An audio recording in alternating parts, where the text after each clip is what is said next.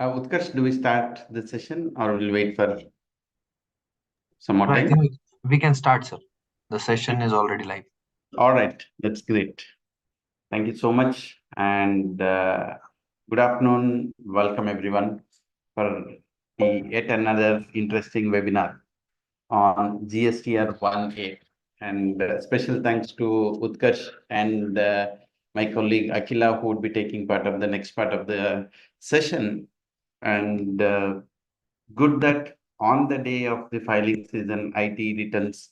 Today is the last date, and most of you here. So I presume most of you have completed your work. Let me start this session. Let me share my screen.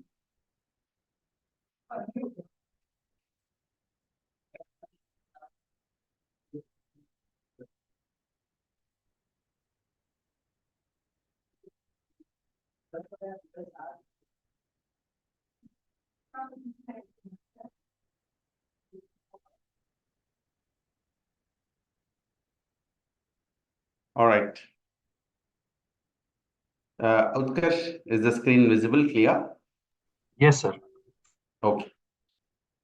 Friends, welcome to GSTZen webinar on GSTR 1A and some other updates in the GST that's happening. Just to give you an introduction of GSTZen, GSTZen is an ASP and GSP. We assist a lot of corporates, non-corporates, individual professionals, tax practitioners in taking care of their GST compliance, not just return filing, but handling notices, handling vendors on mismatch of the returns, integrating their books of accounts with the e-invoice portals, and many other. GSTZen has been in the business of filing GST returns and other services since 2017. GSTZen has more than 18,000 customers who are actively using some or the other services of the platform. In fact, the best part of the GSTZen tool, I'll say two things. One, the customer support. That's what the people, our customers say that we're happy with the customer support. The second is on the reports. As finance professionals, we always love the Excel-based reports. Much popularly talked about report of GSTZen is consolidated report. In a single view, you get a glimpse of GSTR 1, 2A, 3B of full year. Not just that, if there are any differences between any of these returns, you'll get a view of it, which would help the tax owners, business owners, CFOs to take a decisions if something needs to be corrected, tax professionals to advise back to their clients. That's what the bigger usage of the GSTZen reports, right? So let's come to the agenda of today, which is on GSTR 1A and the recent changes that have happened in the GST returns. Well, GSTR 1A is a new statement that is coming up. I want every one of you to be geared up, be aware of, be guided by it, what it can do and what it needs to be done. Why 1A? This is quite different from GSTR 1A, which was spoken when GST was introduced. When GST was introduced, we know GSTR 1, 2, and 3. The data of 1 was moving to 2, and between 1 and 2, there was a 1A to correct. The corrected data used to go to 2, and between 2 and 3, there was a 2A where the amended or anything which the communication is coming back to the supplier, all that error has gone. In between, we had a new return concept that came in Annex 1, Annex 2, even that got scrapped.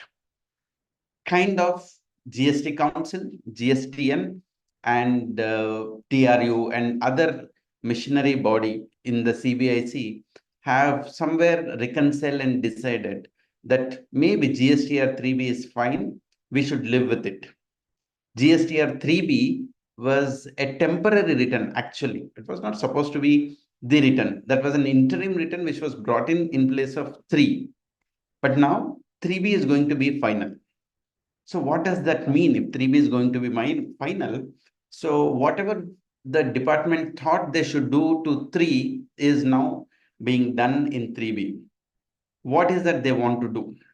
They want to lock GSTR 3B. What do you mean by locking 3B? Today, if you notice how the data is coming to 3B, all the outward which is declared in R1, which is your sales register returns, is coming to your 3B. Whatever the 2B credits that are available, that is automatically coming to 3B. That means your 3B is pre-filled. If you feel that that's correct, all that you will have to do is next submit. Integrate your cash ledger. The balances are auto-populated. Portal decides how much to adjust ITC, cash ledger, and you just need to enter the OTP and be done with it. That's the 3B filing mechanism. Can it be corrected? Answer is yes. The auto-populated values of 3B, it can be corrected. It's like I have a liability of 1 lakh showing up. I can increase it, decrease it. ITC something has been automatically coming in. I can increase it, decrease it. Any values that are coming in, I can change it, right? Especially a liability relating inward was not there in 1. So I need to enter it and I have to take credit. So there are many things I will have to enter correct in 3B. So government is attempting to a move where they want to lock the 3B. It's like, I don't want you to do much entries. Now, one of the fundamental issue that comes up when you have to lock your 3B, when it comes to the liability, I have already reported my liability in my R1, which I filed on 11th. After the filing, I have realized that I have made a mistake. What is the mistake? I could have overstated the liability, understated the liability, cross-reported the liability, like CGST as IGST, IGST as CGST as GST, or non-reported some information, which is like table 12 is not filed, table 13 is not filed, some information is not filed, affecting the liability, not affecting the liability. Or I have shown my exports with payment of taxes as without payment of taxes and vice versa. So that means I have made some mistake in my R1 that has an impact in my 3B liability. So if 3B is logged, I will end up paying more taxes or lower taxes and I will end up in penalty. What is a bigger penalty? We have 75 subsection 12, which says the self-assessed tax is a deemed liability. R1 is written, whatever you are reporting in R1, that's a deemed liability. So to ensure that in the current tax period, that is between the date of my R1 and 3B, if I have made some mistake, can I correct it or I want to correct it? That is where they have brought in this concept of 1A. In fact, a couple of places I'll tell you where in some of my earlier webinars where I made mistakes in understanding 1A, and it is all evolving and learning for many. So let's get into the details. As I said, the reason for introducing GSTR 1A is the amendment of details, which has already reported in GSTR 1 of the same month before filing of 3B. So the life of 1A is between 1 and 3B. What I can do, I can declare the additional details or missed out details in GSTR 1 of the same month before filing. And please note, I've been stressing same month. I will come at the same point whenever it comes. Why am I doing? So I am minimizing the manual interference which is coming in filing of 3B. Even after 1A coming in, it doesn't mean that 3B is going to be locked. Very soon they may do. When they do, we don't know. But it is a journey towards locking of the 3B. So to enable locking of Form 3B, turnover based R1, that is what the journey they are moving in. Some of the important features you should know, it's an optional return. So if you don't file your 1A, doesn't mean that you will have to pay penalty. It is just optional. If you want to file, you will file. Otherwise, it's not there.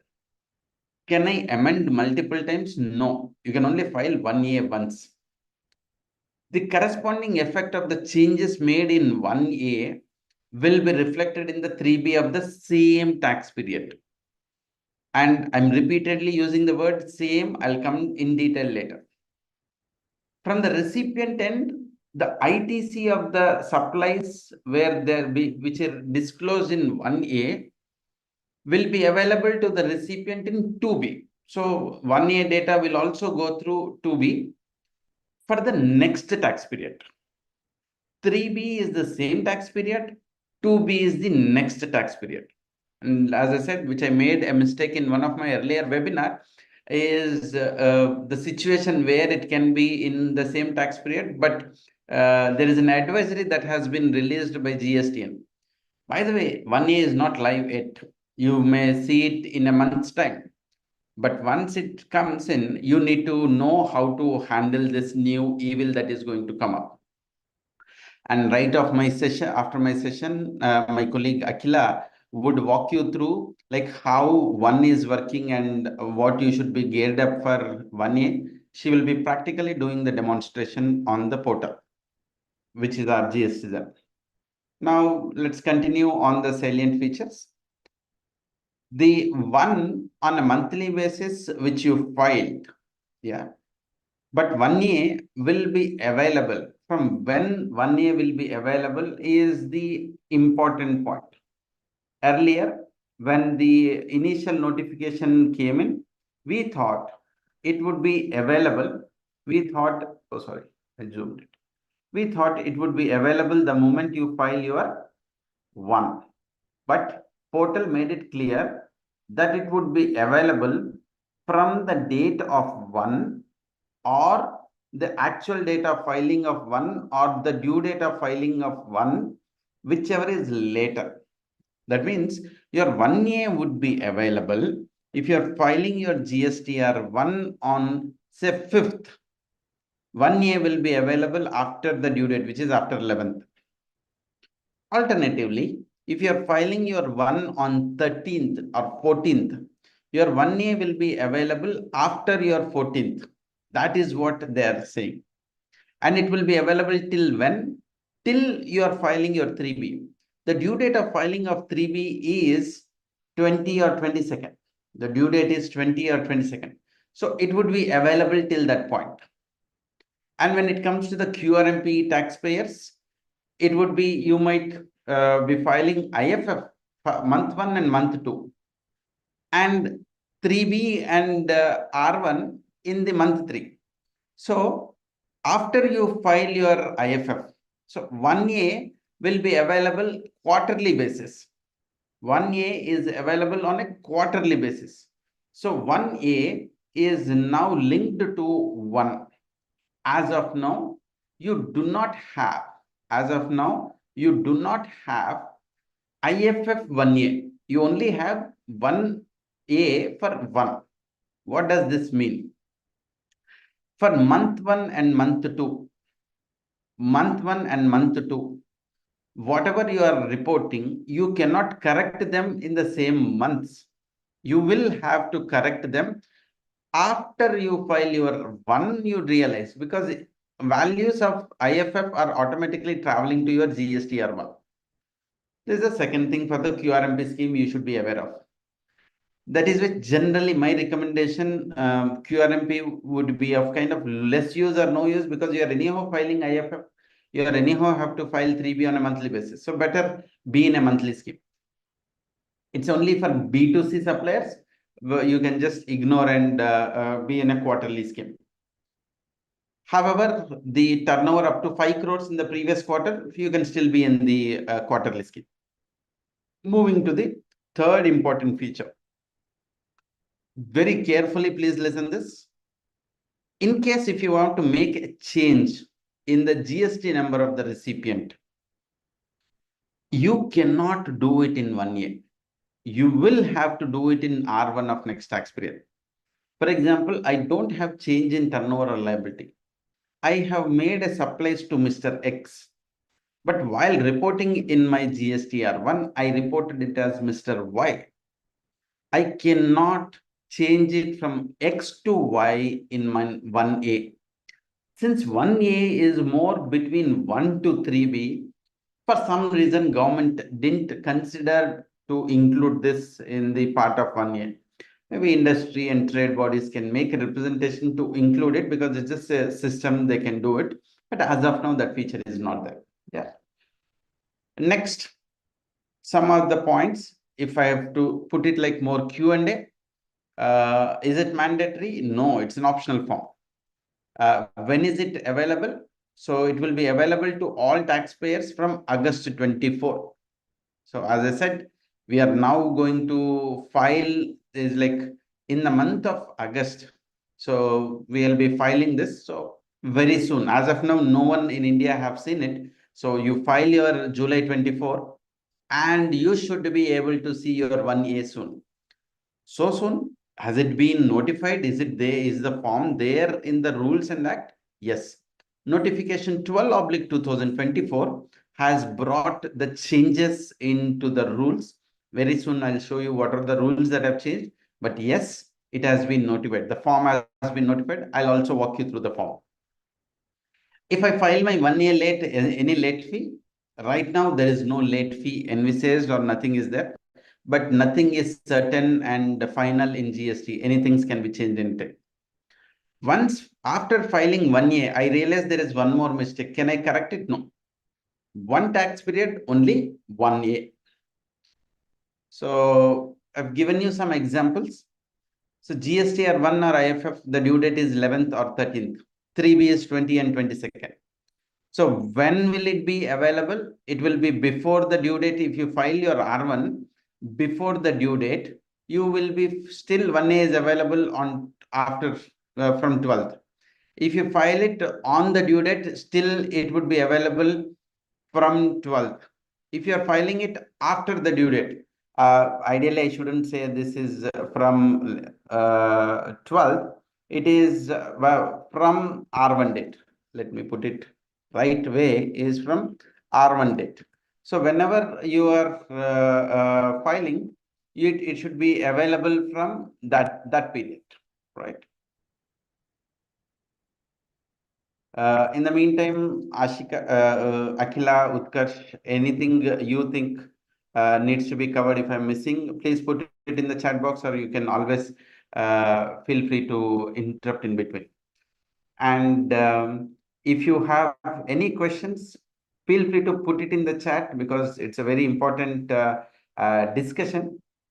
Many times you might have been lost in the concept.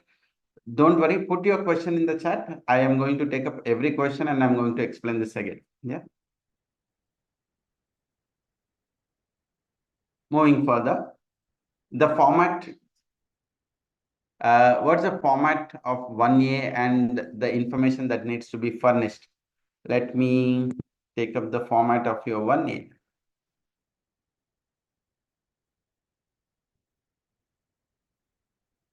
All right. So is the PDF screen visible to you all? If yes, put it as yes in the chat. Yeah. Yeah, perfect. Let's look at what are the things that are covered in my form 1A. Same like 1. So they are now referring to see the proviso to rule 59.1. That means 59.1 is amended. So this is amendment of outward supplies or for goods or services for current tax period. What is very important to remember is it is for current tax period. I'll tell you why they are using correct tax period after I walk through the form. So basic information is covered in table 1 to 3. Table 4. Taxable outward supplies made to the registered person other than supplied covered by table 6. Same whatever you are seeing in R1. All right. 4A, which is, yeah, 4A, which is supplies other than through e-commerce e-commerce operator, because the e-commerce operator is reported elsewhere. 4B is outward RCM. Table 5, B2C large. Earlier, B2C large was 2.5 lakhs. Now, B2C large has reduced to 1 lakh. This is important change you should be aware of. B2C large has reduced to 1 lakh. It is IGST supplies made to an unregistered person where the invoice value is more than 1 lakh rupees. If the invoice value is more than 1 lakh rupees, it becomes B2C large. Then your 6A, B, C, so invoice details of exports, SEZ supplies and deemed exports. Table 7, which is B2C small and other interstate supplies, where we give rate wise and place of supply wise. Then table 8, nil, exempt and non-GST supplies. So same like your R1. Then you have amendments made to the taxable outward supplies in the R1, which is already there in table 4, 5, 6, including debit notes, credit notes, everything. Look at this. You might say that I have said that these are the document information of the current tax period. When do we use table 9? In the month of July, like July return, I'll file it in August. In the month of August, I realized the April month return, I have made some errors, which I'm going to correct. I will be correcting in table 9. But even in that table, I would have made error. Those error details is what I will be covering in 9A. Can in GSTR 1A, I now report or amend an April invoice which was not there in R1? Answer is no. The envisage is whatever I have reported in 1, I only want to correct the details of whatever which is reported in 1. That is what they are looking at it. So my entire 1 is replicated. You can think this as a revising your 1. You can think it as revising your GSTR 1. Now, when I say revising GSTR 1, I want you to get that it is replacing the original value. There was a simple question that was asked, very important. It might sound funny, but you need to really know. Let me take about table 7, simple, okay, which is intrastate supplies. I would be reporting consolidated B2C supplies.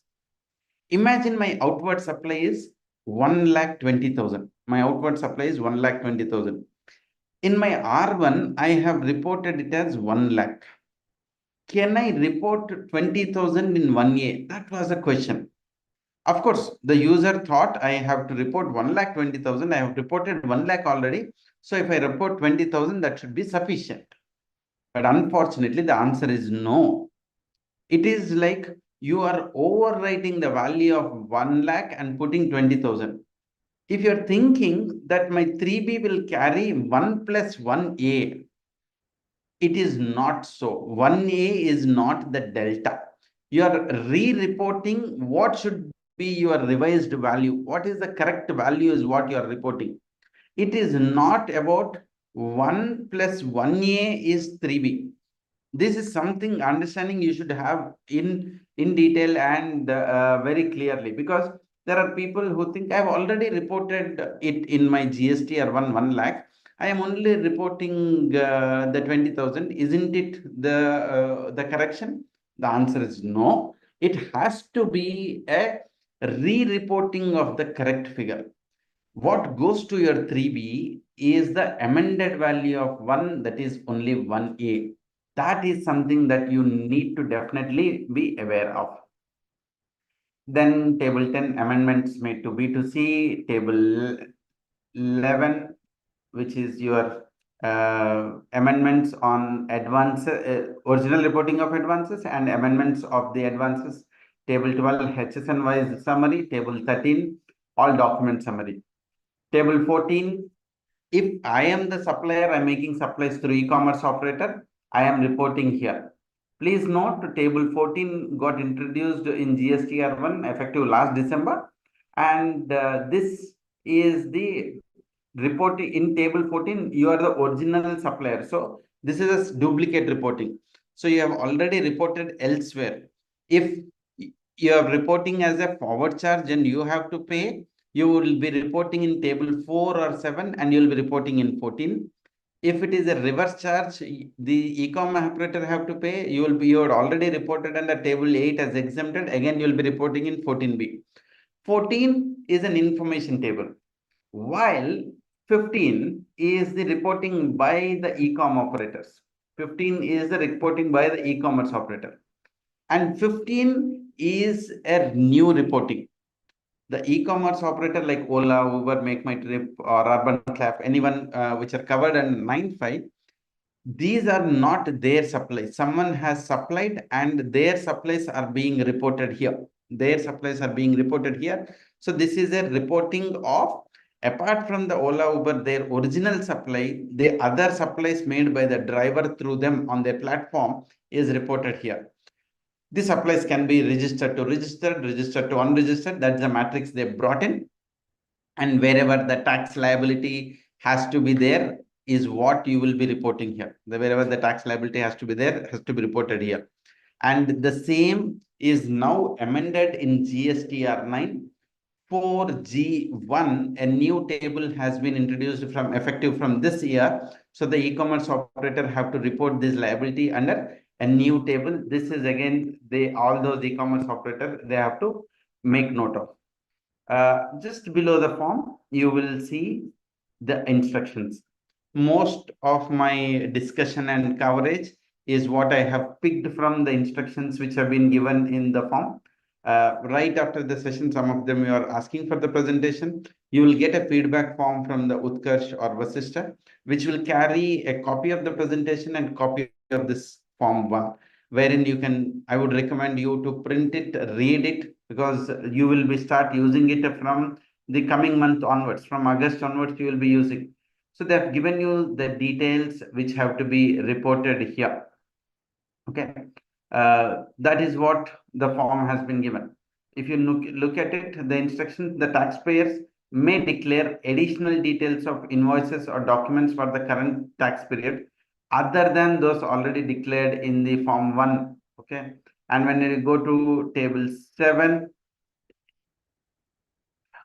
let's the corresponding, the down is the changes that have happened in the else other places is given here. Which are the other places that got changed is given here. So moving back to the presentation. So invoice-wise details of interstate and intrastate will be given. Consolidated B2C large more than 1 lakh. Important point, GST number GST number cannot be amended in one way.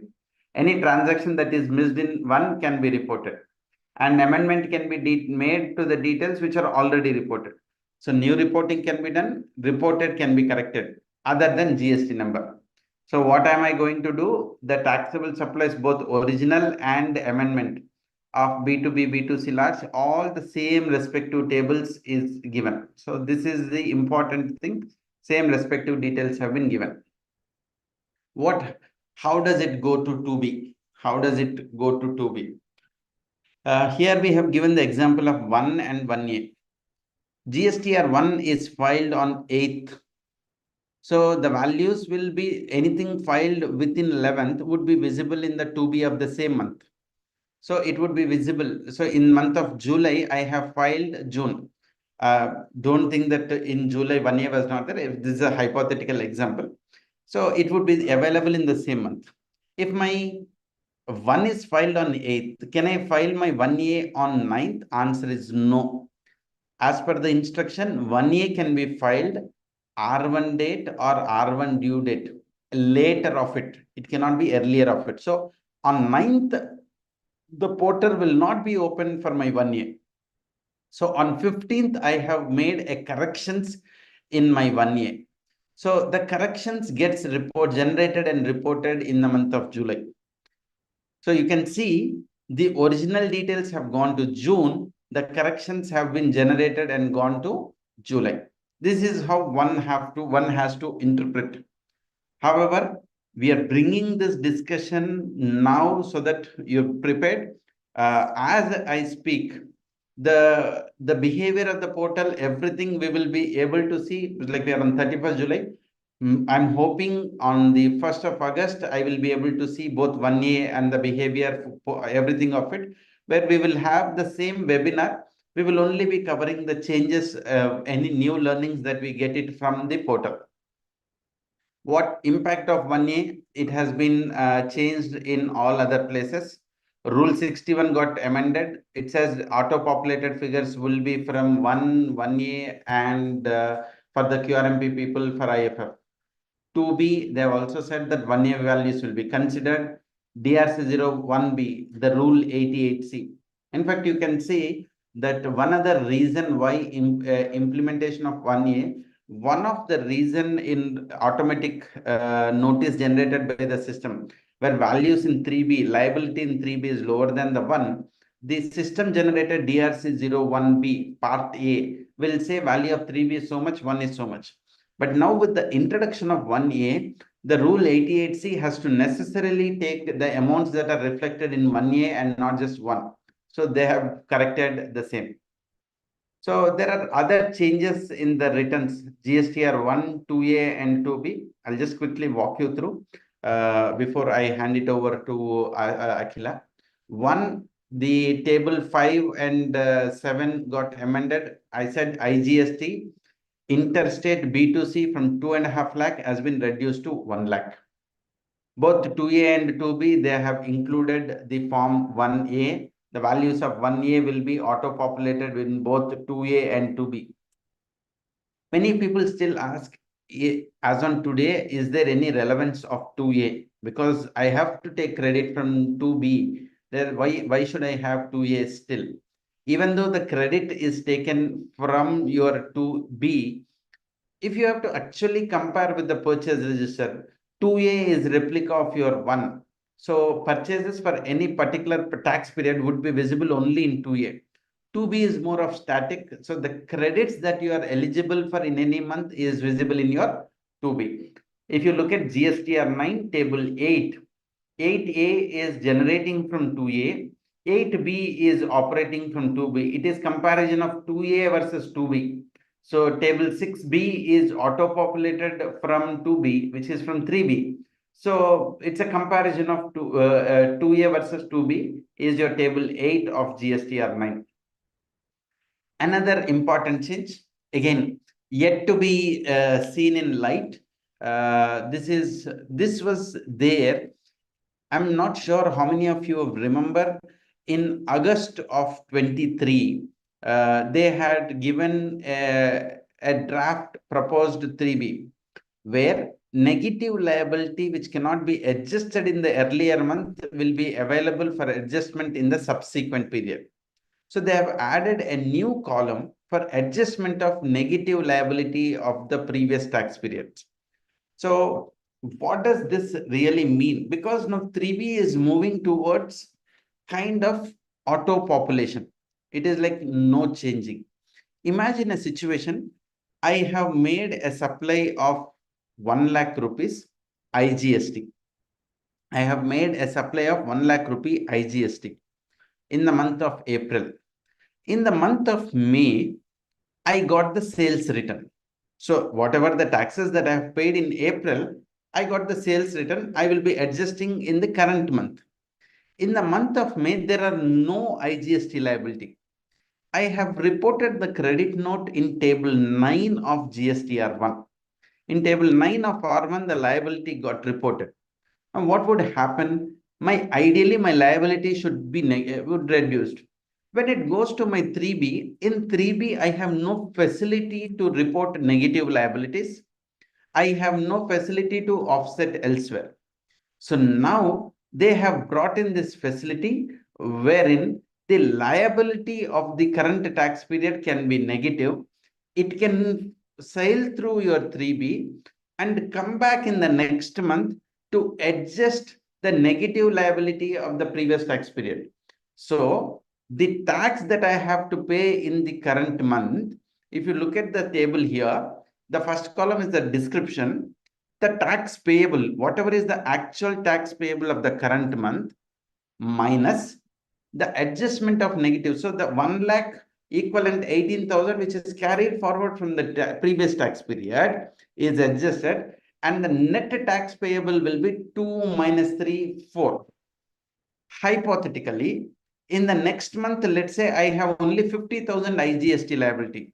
What will happen in column 2? You will have 9,000 as a liability.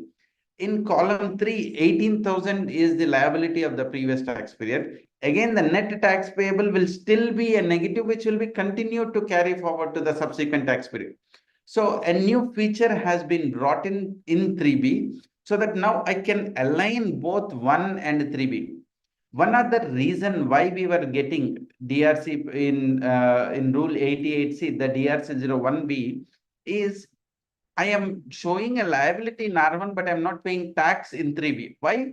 Because I had a credit note which could not be offset earlier, which I'm offsetting now. There was no mechanism in earlier 3B to accommodate these transactions. Now they have amended the 3B, hoping in the portal also the change would be live from the coming month. They have amended the 3B to accommodate this change. This is another important change that you should be aware of. There are procedurally some other changes that have happened. It is just for your information. With respect to the government TDS operator, so earlier TDS directors were required to furnish GSTR7 only in the months where the deduction have been made. So now they said that it is mandatorily, if you have a nil or no nil, you just file GSTR7.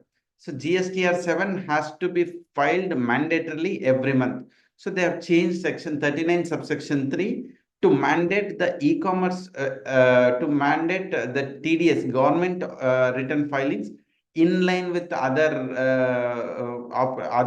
returns, that to file, if it is nil also, you file a nil return. A GSTR 4 due date has been notified, and that has been notified to 30th June 25. It was generally April, so they made it to June 25. GSTR 9 due date is 31st December. So 23-24, you have to file by December 24. I'm sure most of you are ready with the data, waiting for the portal to include.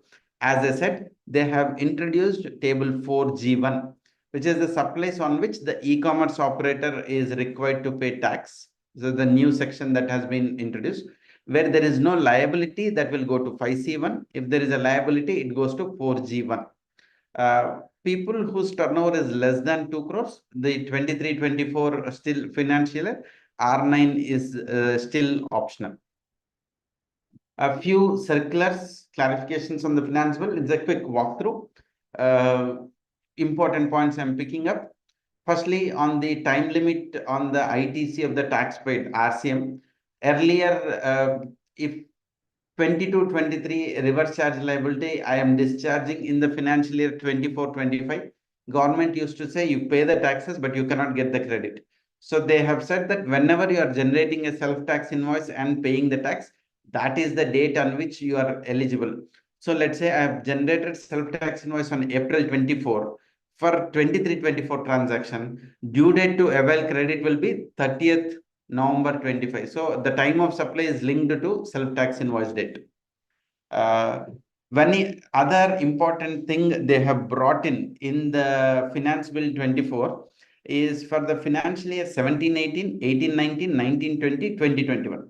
For the initial 4 years, 16-4 is relaxed, and they have pushed it to 30th November 21.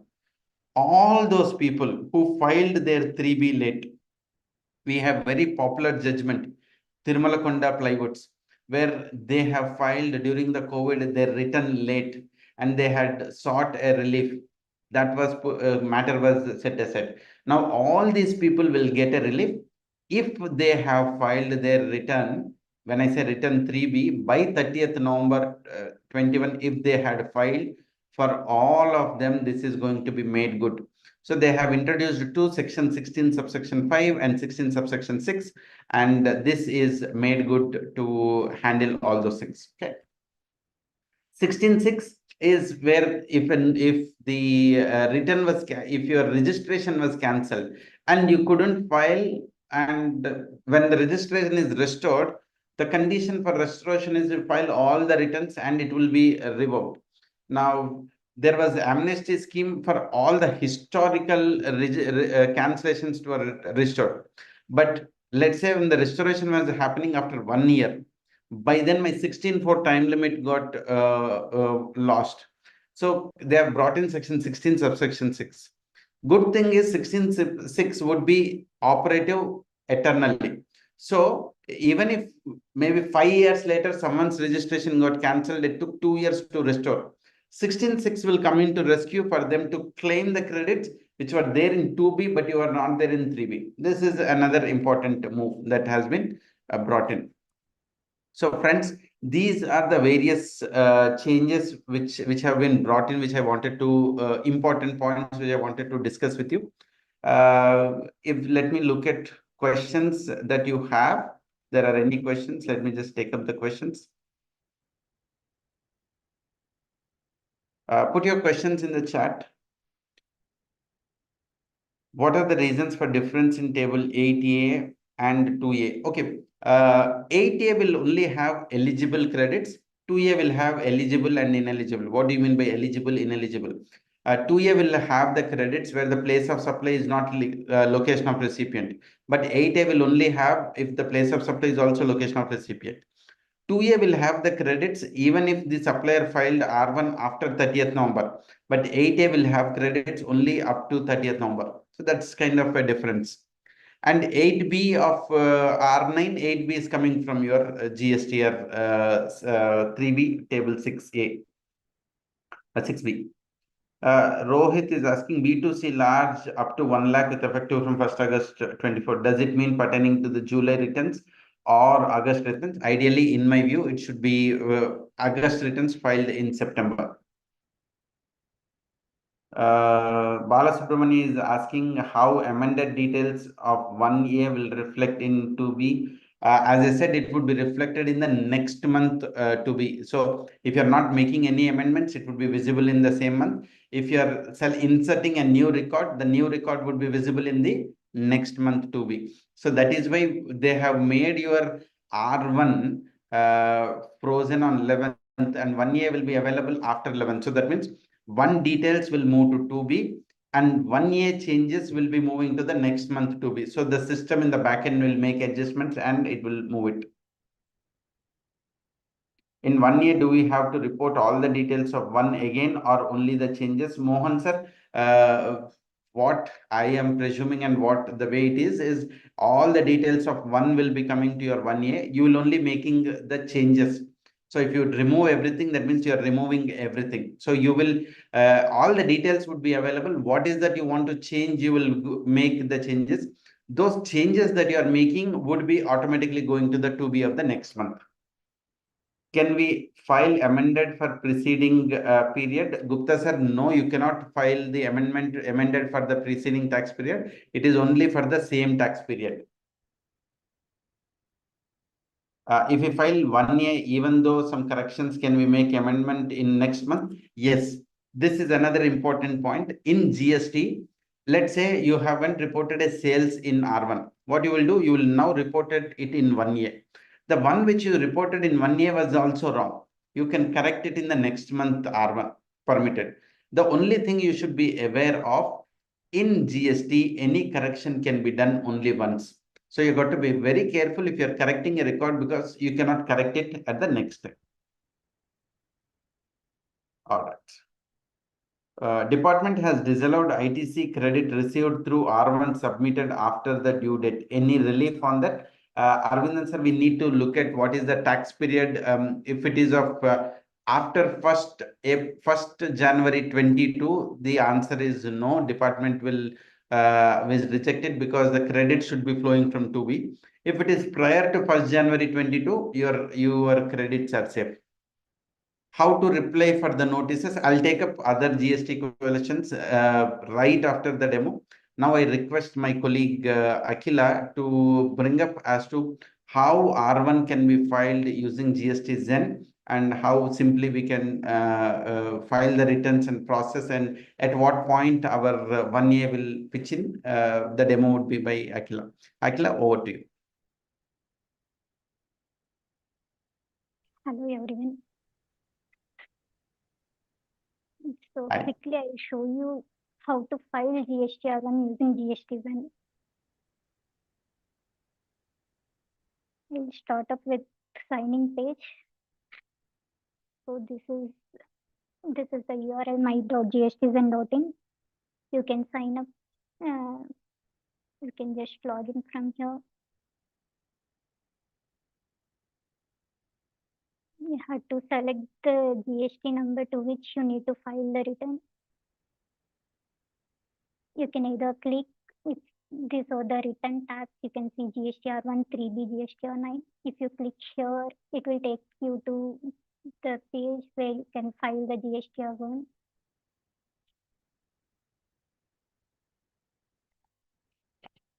So this is GSTR1 filing page.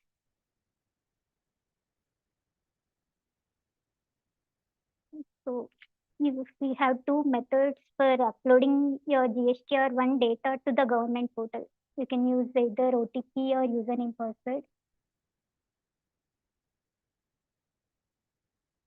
And we have three methods where e-invoices are applicable, where e-invoices are not applicable, and you can directly file the nil return from our GSTZen website.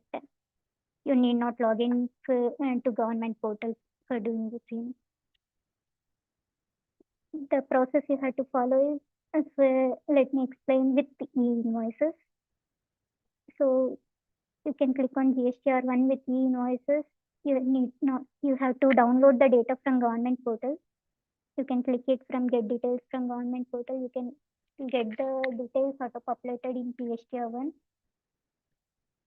from the e-invoice portal. It takes couple of minutes to the data get downloaded. You can see the status here, whether the invoices is downloaded or not. And once the download is done, the download status changes here.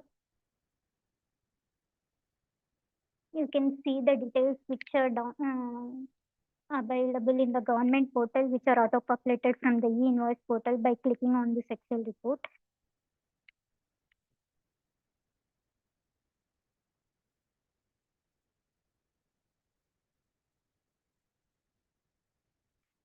So we have different sections where you can find IRN date also. Because all these transactions are being auto-populated from e-invoice portal, you'll find IRN details. You'll get B2B line items also, where you have different rates in a single invoice. You'll be finding it in B2B line item details. Similar way for credit notes and credit note line items. Since you will not be having any auto-populated data for B2CS, this report is blank.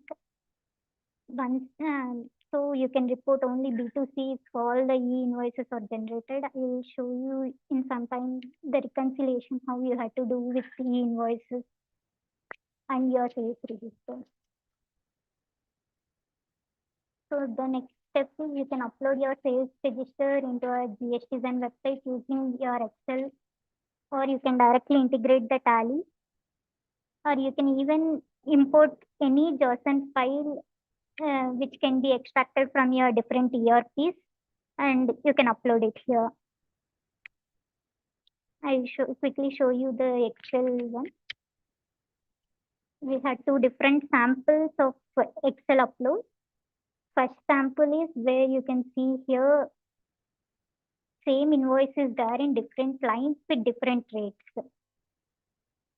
And the second sample is the same invoice number is in single row, but you have multiple columns for different rates. So I'll try to upload one sample data and I'll show you the reconciliation.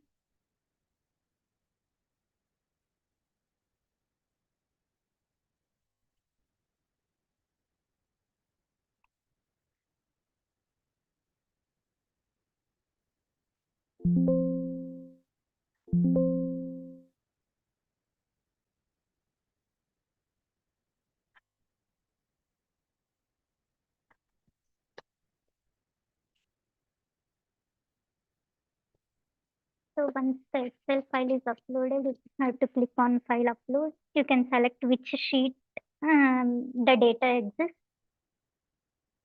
Once the sheet is selected, you will find the header. I can show you the Excel. This is the Excel I have uploaded. So this is the headers in the Excel. This header, you can find it here. That headers has to be mapped to the each column. Invoice type has to be mapped to invoice type. The mandatory, wherever the columns are mandatory, it is marked with red star. So all the mandatory columns has to be mapped, and click on File Upload. So it will give you the error if any mandatory columns are not mapped. Here, for this, either you have to use this option or this option. As I have given both the mappings, it is giving me the error.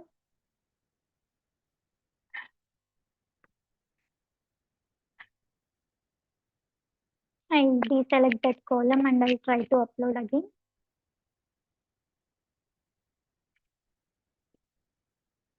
It uploads and shows you the summary, how many invoices are there, what is, how many B2B, how many credit notes, what is the total of the documents uploaded and all. If the summary is proper, you can just click on confirm and save entries. You can find the uploaded entries here. This will take you to the sales register. These are the entries which has been uploaded now. Again back to return filing page.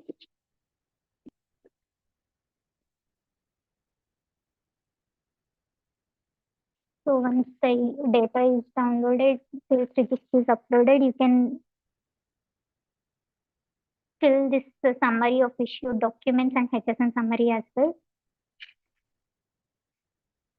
You can directly edit from here this document summary.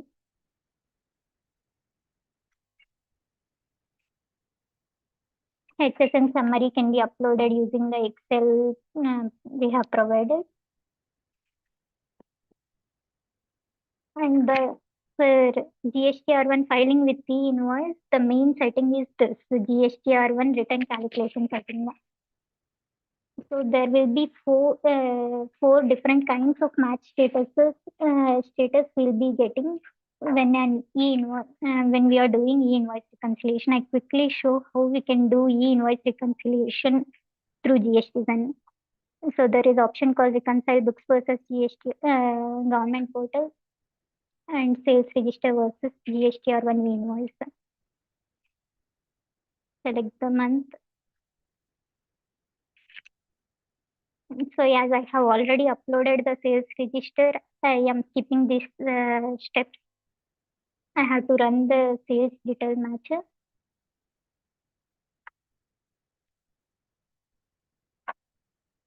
Once the matching is done, you can download the report.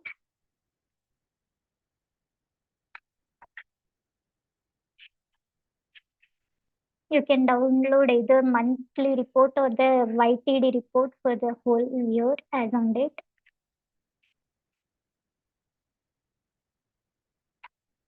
So this is the reconciliation report which you can see.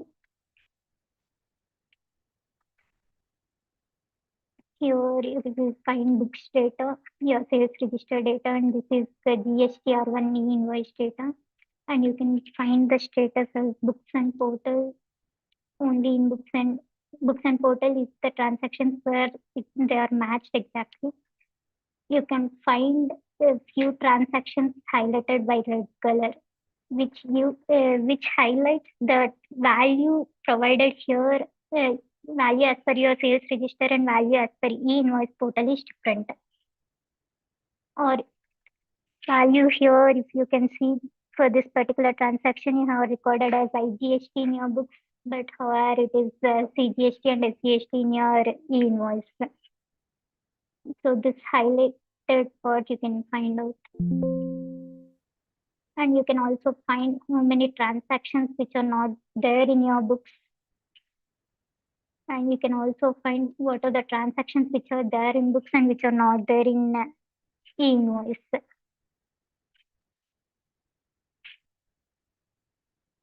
So based on this, I am going to this explaining this setting.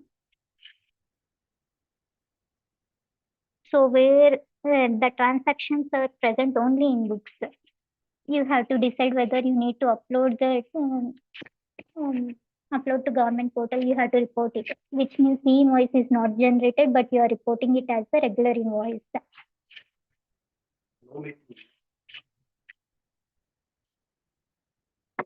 And this option is where the invoice is present only in e-invoice portal and you have not recorded in your books. So you can either delete the portal e-invoice. Let's say you have generated e-invoice. E-invoice can be cancelled within 24 hours. So the time limit of 24 hours has been lapsed. You couldn't cancel it, but the order is cancelled, so you have cancelled the invoice. So you can delete the invoice from GSTR1. And to delete it, you can select this option. Or if you want to keep it as it is, you can select this option, and where the details are exactly matching, you can either use books data or portal data, where the invoices are different between books and portal in any way, like difference in value, difference in place of supply, which are it may be. And you can select which option is required. So based on this setting, the summary will be generated. If I click on calculate summary, the summary of GSTR1 will be generated.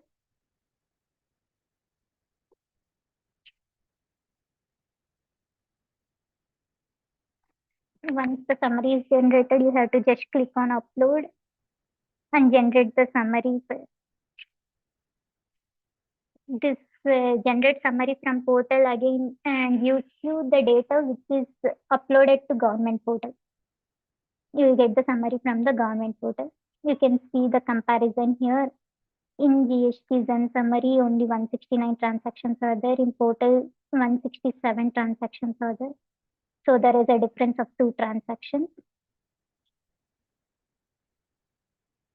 You can recheck and correct the errors if any by going to the earlier steps. Once that is corrected, you can click on calculate again for regeneration of your summary. Once this comparison is okay and it is 0, you can directly click on file written using EVC or DSC.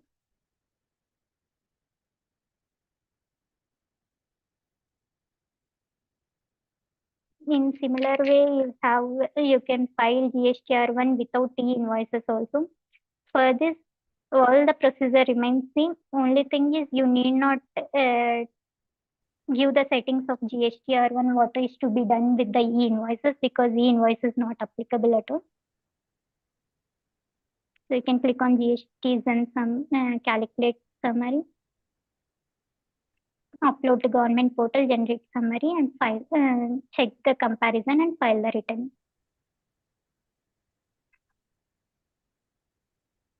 I can quickly tell you what are these Excels and these things.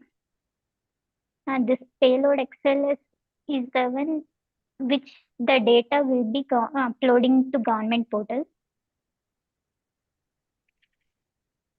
This contains the data of full GSTR1 data for that particular month. And this is the summary of GSTR1. Based on the data available in the sales register uploaded by you, the summary will be generated and it will be in a summary format. And this is the JSON where you can download it and you can go to government portal, upload it using the offline utility and file GSTR1 offline option instead of going from step 5 to step remaining steps. You can download the JSON here and you can upload it in government portal as well.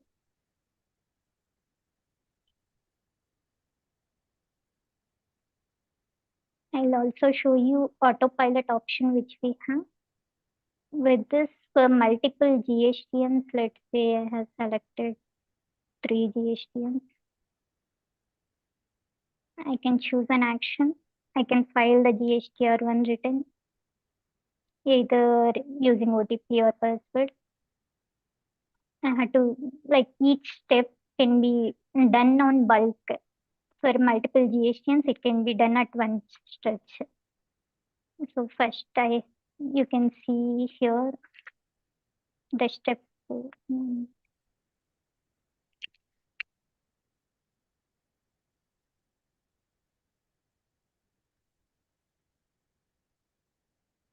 The step 4 review and GSTZen summary is calculate summary. So you can start calculating summary for multiple GSTNs at a time. You can select the month, start. So you can see the process here, like completed process, in process. So once the summary is calculated, it shows you the next recommended action, what needs to be done. So once the data summary is calculated, you can upload the data to government portal. You can start this. So to upload the to government portal, you should have been logged into the government portal. So it gives you the, as we have selected username password over here, it is asking you to fill username password. Where it is already logged in, it shows completed. It will be uploaded. Once this is completed, you can go to next step and complete filing the returns from this screen itself. You need not go to multiple GSTNs, multiple screens. You can find all the steps here. Step 5 is download GSTR1 summary. Step 6 is review government portal summary and file it. You can also file nil returns from this autopilot option for multiple GSTNs at a time. File GSTR1 nil return. You have to just submit nil return and select the month and submit it.